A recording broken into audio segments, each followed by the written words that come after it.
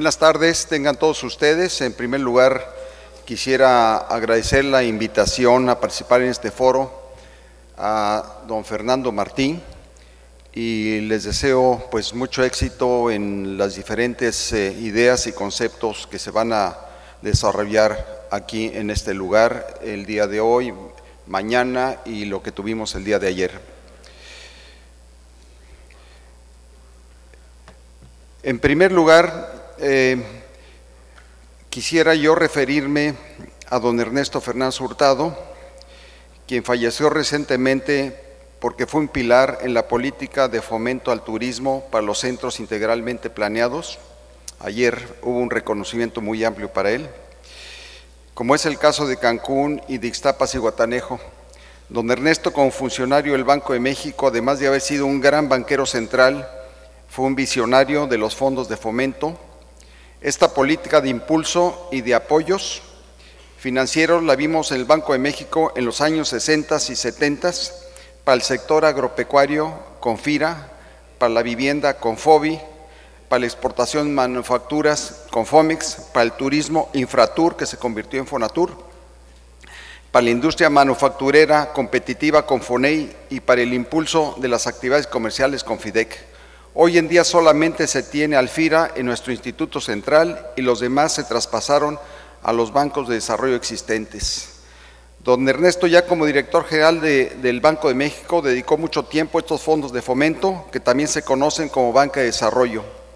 Durante mis 30 años en esa institución, tuve la oportunidad de participar en la mayoría de los mencionados, pero el que más entusiasmo y cariño me merece es, por supuesto, Infratur, Fonatur, a los que dediqué 10 años. Y al final de mi etapa de funcionario tuve la fortuna de ser director general de FIDEC y de FONEI. Referencia especial también a don Antonio Enríquez Aviñac, quien fuera director general de Infratur y Fonatur, secretario de Turismo y secretario general de la Organización Mundial de Turismo. El perfil y dedicación de Antonio permitió llegar a concretar varios de los centros turísticos integralmente planeados que tenemos en el país. Entrando en la temática financiera, me voy a permitir hablar de un tema de lo que nos sucedió al final del año 2008.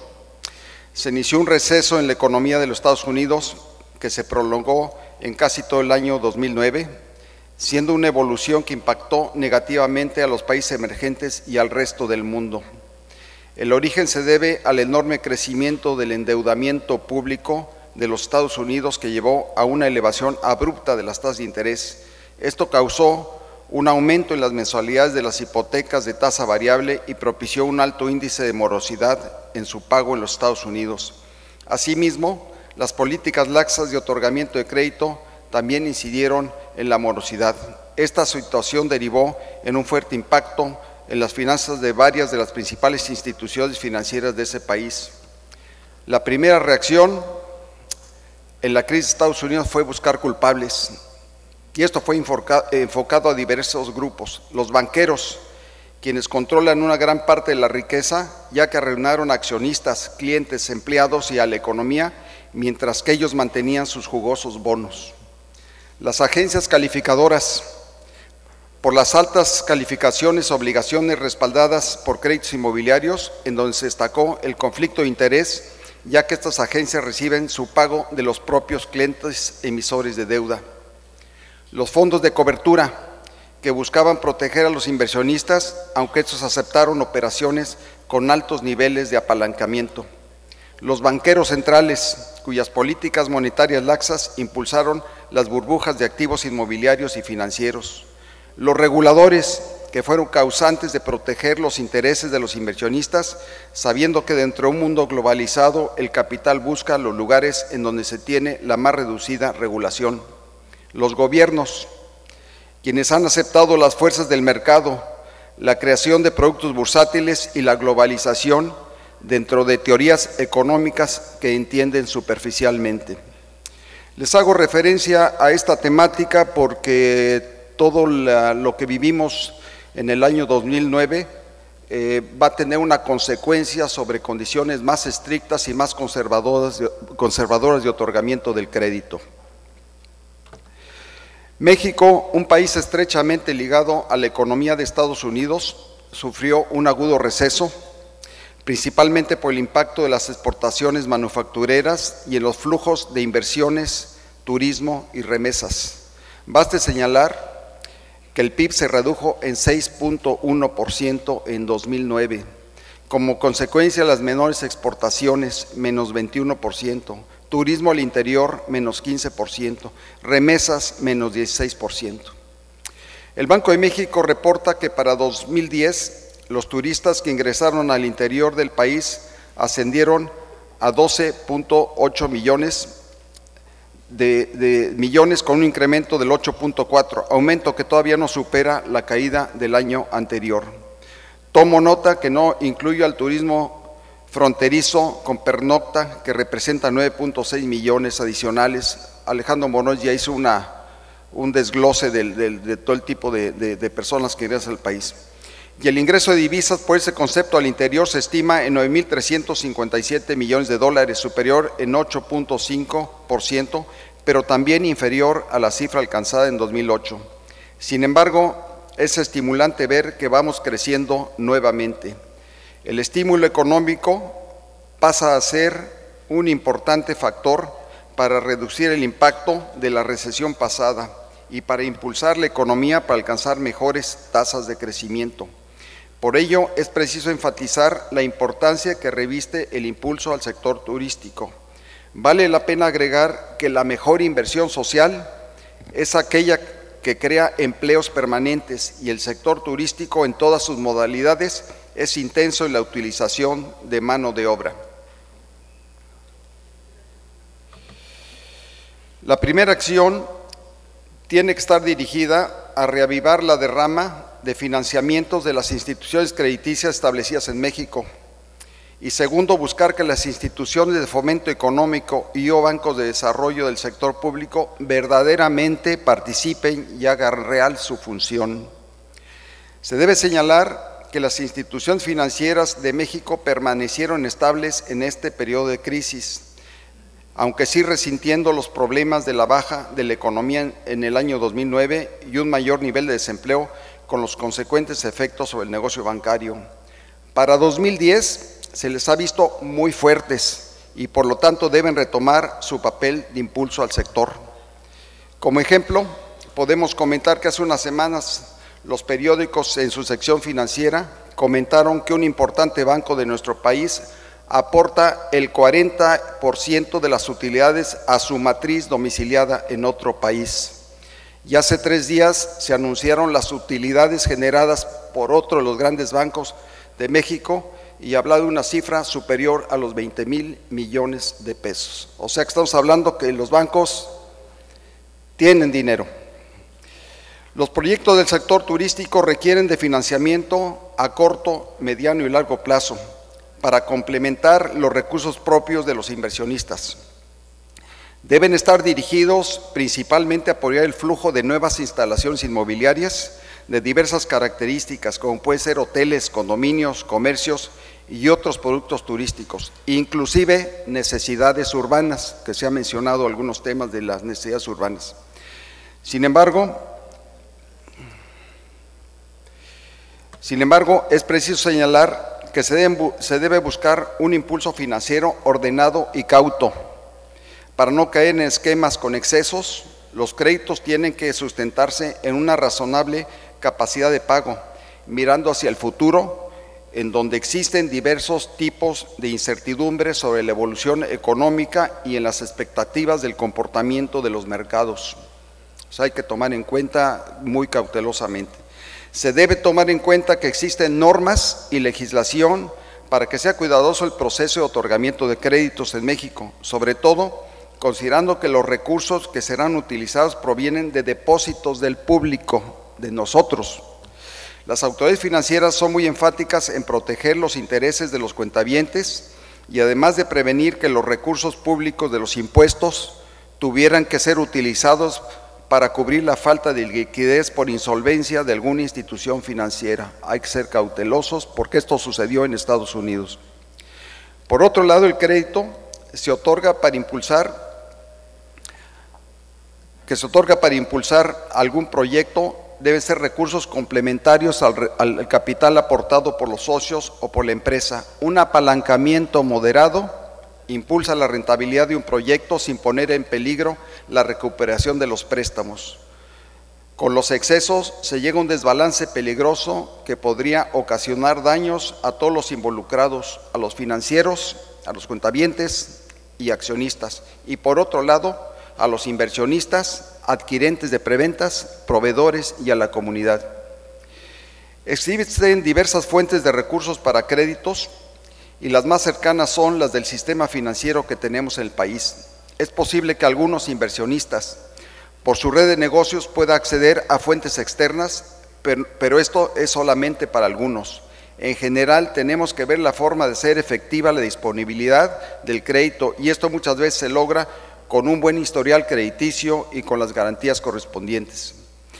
No hay duda que en muchas ocasiones la resistencia a ampliar los volúmenes de crédito está sustentada en riesgos que no existen o por falta de conocimiento de los negocios propuestos y por falta de iniciativa de los funcionarios bancarios responsables.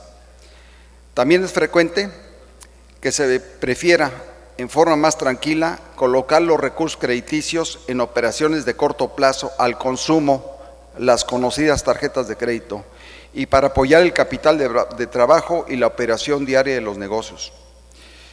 Yo estuve muchos años en bancos y por mi experiencia veo que lo más importante es tener un funcionario bancario conocedor o un asesor que pueda integrar la solicitud de acuerdo a los requisitos formales. Sin embargo, no debo descartar las resistencias que vivimos internamente al hacer contacto con los funcionarios de riesgos conservadores y a veces sin conocer el tipo de negocio propuesto y sus fuentes de recuperación. Para cuantificar necesidades futuras, he considerado solamente un pequeño segmento del turismo, de partida los 3 principales centros turísticos del país, y podemos incluir la oferta hotelera de Cancún, Riviera Maya, Los Cabos, Puerto Vallarta y Nueva Vallarta, con un estimado de 95,000 cuartos. En estas regiones estimamos como 6.3 millones de visitantes extranjeros, con una derrama de 4.600 millones de dólares, o sea, el 50% de los ingresos de divisas por turismo al interior. Y también otra cantidad importante por la demanda de mexicanos, que representan el 36% de los visitantes a estos lugares. Para darles una idea de la evolución de visitantes por los aeropuertos en 2010, estos incrementaron los flujos de llegadas de vuelos internacionales en Cancún en el 12%, en Los Cabos en el 10% y en Puerto Vallarta el 5.1%. O sea, estamos en crecimiento. Esta es la importancia de estos destinos estratégicos que se necesitan proteger e impulsar en su crecimiento. En el mediano plazo, 2-3 años, debemos pensar en incrementar en 11,000 habitaciones adicionales que podemos estimar en 2.750 millones de dólares. Esto solamente en la oferta hotelera. Adicionalmente serían los condominios en todas sus modalidades y otras instalaciones inmobiliarias, con lo que podemos hablar de alrededor de 3.600 millones o más de dólares. El monto requerido para el financiamiento estaría del orden de 1.100 millones de dólares para la hotelería.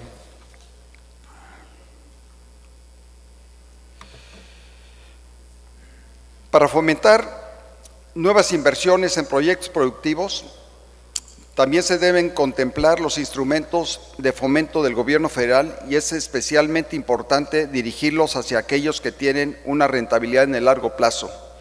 Y no se puede dejar a un lado políticas y recursos del Estado como estímulo para invertir y posiblemente complementarlo con esquemas para mitigar el riesgo para la banca inherente en cada proyecto.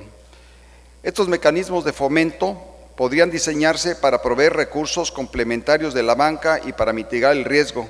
Al principio de la plática hablábamos de los fondos de fomento que existieron en el Banco de México, dirigidos a varios sectores de la economía y cuyos recursos y programas fueron transferidos a los bancos de desarrollo. Estos son los que necesitamos urgentemente para nuestro país. Es por ello que estos tienen la responsabilidad de dar los apoyos necesarios, y principalmente es el caso de Nacional Financiera y Bancomext, y también Banobras en las áreas de su responsabilidad.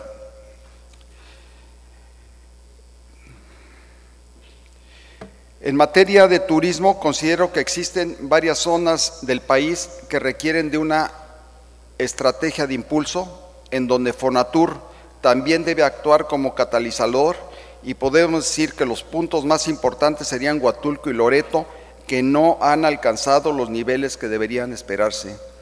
Comparativamente vemos que la región de Cancún es muy exitosa, y la región de Los Cabos y Puerto Vallarta también lo son, aunque en menor escala.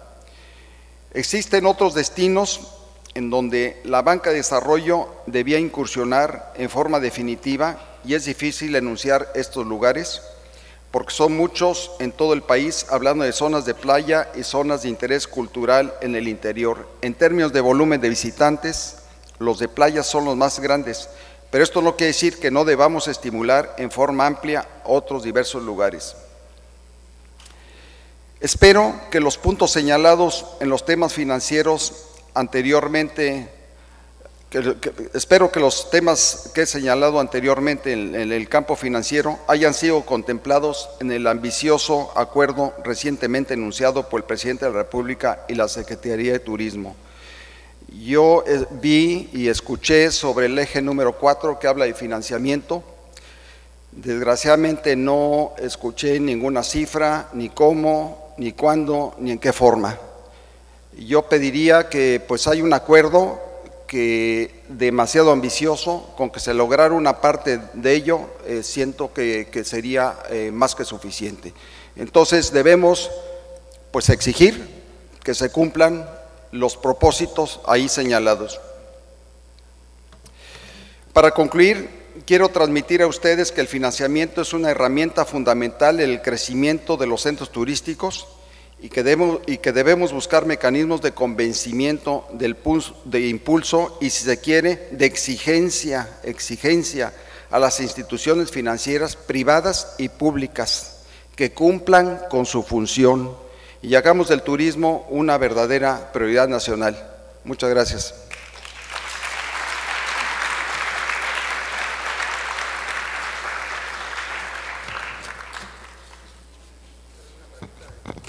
Pues si hubiera alguna pregunta, es un tema tanto árido, especializado para inversionistas, pero pues con mucho gusto. Sigfrido.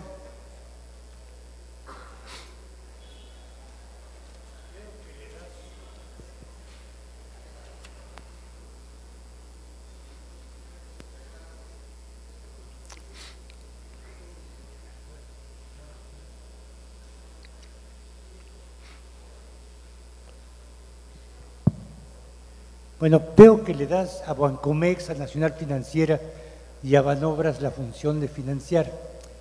¿No sería posible ahorita todavía devolverle a Fonatur esa función, dada su experiencia en materia de financiamiento al turismo?